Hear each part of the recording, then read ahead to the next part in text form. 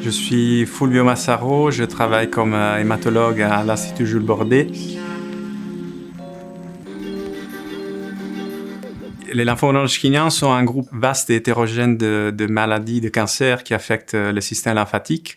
Ils représentent en Belgique la 7e cause la plus fréquente de cancer et ils atteignent principalement les patients adultes avec une fréquence qui augmente chez les patients les plus âgés. Dans la plupart des cas, les lymphomes non-Hodgkiniens se présentent avec un gonflement au niveau ganglionnaire, principalement au niveau du cou, au niveau des aisselles, au niveau de l'aine, mais aussi parfois par la présence de symptômes généraux comme la fatigue, des transpirations intenses, surtout pendant la nuit, des épisodes de fièvre aussi. Pour le diagnostic, on a besoin principalement d'une biopsie de la tumeur qui est dans la plupart des cas réalisée au niveau d'un ganglion, mais qui peut être faite aussi dans des cas sélectionnés au niveau de la moelle osseuse ou au niveau d'un autre organe qui est atteint par la maladie. Et l'autre examen qui est très important pour avoir une stadification de la maladie, pour réaliser le stade de la maladie, c'est de réaliser un scanner ou plus fréquemment un PET scanner.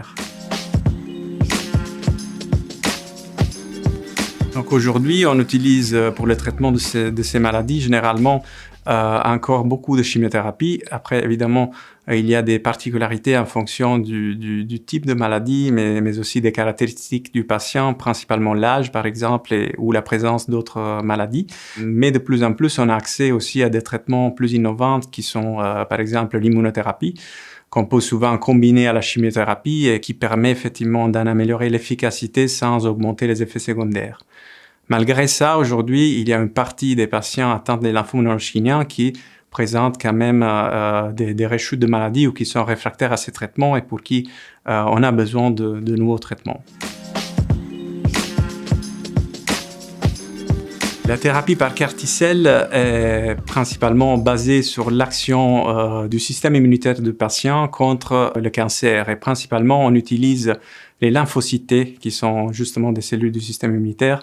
Pour faire ça, il y a une procédure qui doit se mettre en route. Normalement, pour pouvoir donner ce traitement, on a besoin en premier lieu de collecter les cellules du patient. Donc, on fait ça via une procédure qui s'appelle l'aphérèse.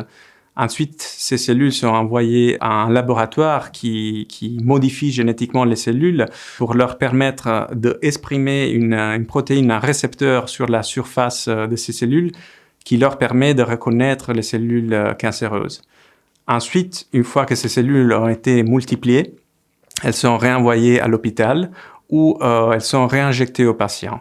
La réinjection des cellules CAR-T a lieu en hospitalisation.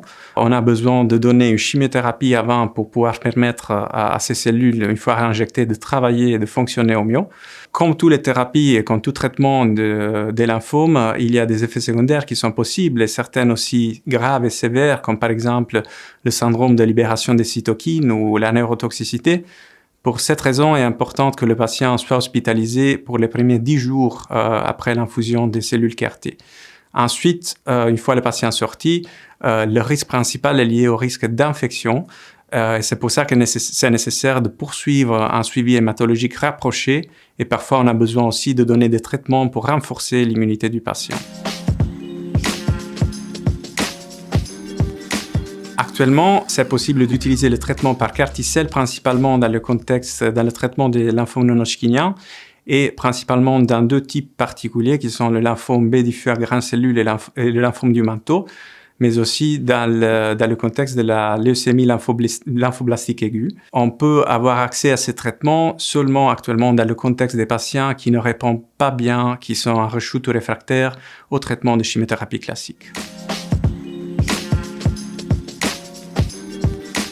L'Institut Jules Bordet fait partie des 8 centres qui sont reconnus, accrédités en Belgique pour pouvoir donner le traitement CAR-T.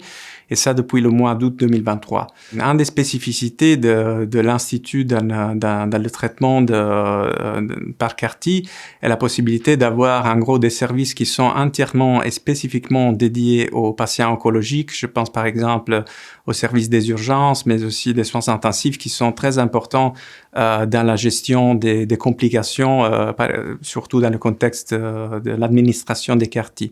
On a aussi des médecins qui sont référents pour certaines spécialités clés comme les maladies infectieuses, la neurologie, la cardiologie. Et donc, on a un travail de collaboration qui est très fluide et très rodé depuis de nombreuses années de collaboration.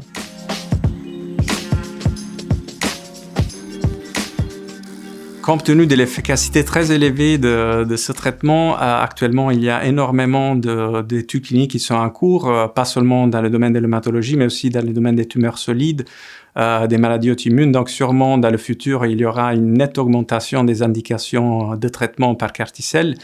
Et l'autre aspect important est que sûrement, ces traitements vont pouvoir être administrés dans une phase plus précoce, donc chez des patients qui sont plus fit et pas nécessairement après avoir reçu des traitements lourds de chimiothérapie.